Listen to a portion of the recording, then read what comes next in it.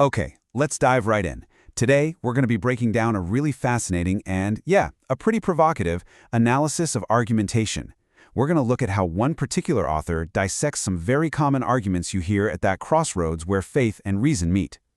And this quote from the article we're exploring, it just perfectly sets the stage. I mean, it highlights a core tension that people have been debating for centuries, and it's the absolute heart of the critique we're going to walk through today.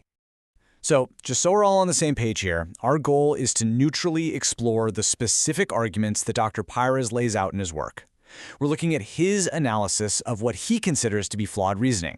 This is all about understanding his perspective. All right, let's get into the first big section of the author's critique. He kicks things off by focusing on arguments that are built on comparisons, analogies, that he claims just don't really hold up when you take a closer look. Here's a classic example he brings up. The idea is you wouldn't expect a tornado ripping through a junkyard to accidentally assemble a perfect sports car, right? So the argument goes, why would we expect something as complex as life to just pop up from random chaos? It's a powerful image. Now, before we see the author's response, let's get a handle on the tool he's using here. A flawed analogy is basically when you're comparing two things, but the differences between them are actually way more important for the argument than the similarities. It's comparing apples to, something that's not an orange. And boom, this is where the author lays out his case. He argues that the whole car in a junkyard analogy falls apart because life and cars are fundamentally different in the ways that matter most.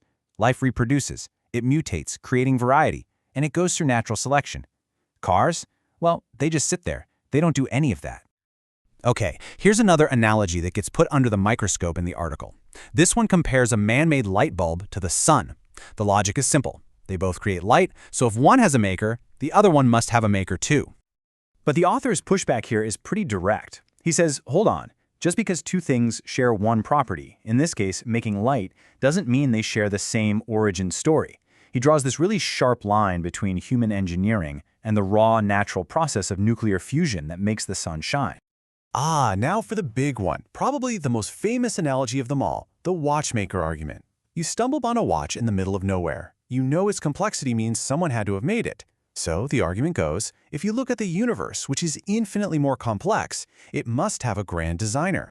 The author's response here really zeroes in on one key assumption, the idea that all complexity must come from an intentional design. He argues that this is the flaw.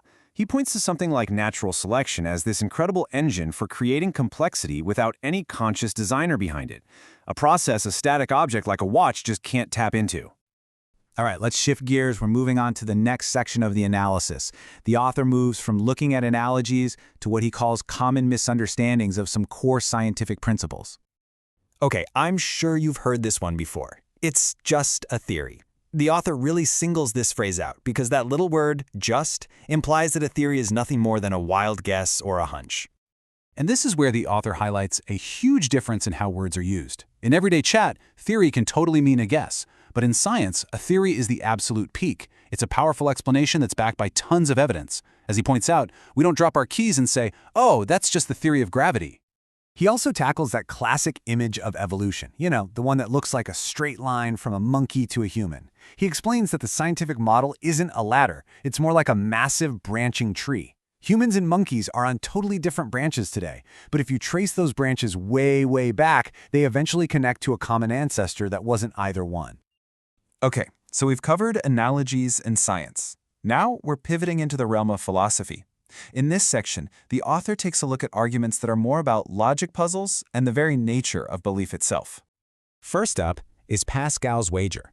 Now this one is interesting because it's not trying to prove that God exists. Instead, it's arguing that believing in God is simply the most rational bet you can make. It's like a cosmic cost-benefit analysis. So let's just walk through the logic here. You've got two choices, right? Believe or don't believe. And there are two possible realities. God exists or he doesn't. When you lay it out like this, the wager is designed to make belief seem like the only logical move, especially when you're dealing with infinite stakes. But the author comes back with a few counterpoints. First, he asks, okay, which God are we betting on? There have been thousands throughout history. He also questions if belief is really a switch you can just flip on and off. And finally, he pushes back on the idea that you lose nothing. He argues that what you might be risking is your own intellectual honesty. Next up is the claim that atheism is a faith too. To tackle this, the author draws a very specific line in the sand. As you can see, he defines faith as belief without evidence, and he contrasts that with his definition of atheism, which is a lack of belief due to insufficient evidence. So in his view, one is an active belief, and the other is just the default position. Now, this image from the article is, well, it's definitely designed to be provocative, and it serves as a perfect runway into the author's next point about a particular kind of logical trap. This gets us to what the author calls circular reasoning. The argument he analyzes goes something like this. How do we know the Bible is the Word of God? Answer: because the Bible tells us it is. He argues that this is a closed loop. The argument only works if you already assume the conclusion is true from the very beginning. And all of this brings us to the author's big conclusion. After breaking down all these different arguments, he asks a pretty fundamental question. If these arguments are flawed from his perspective, why are they still so popular? Why do they persist? And the answer he lands on is this. He believes that the underlying worldview that uses these arguments often places faith itself on a pedestal, valuing it as a virtue that can stand on its own, sometimes even above the need for hard evidence or strict logical rules. That's his ultimate takeaway. And that, of course, leaves us with a much bigger question to chew on. After looking at this whole topic through one author's critical lens, it kind of forces you to turn that lens back on yourself. How do you find the right balance between these powerful forces of faith, reason, and evidence as we try to build our own picture of the world?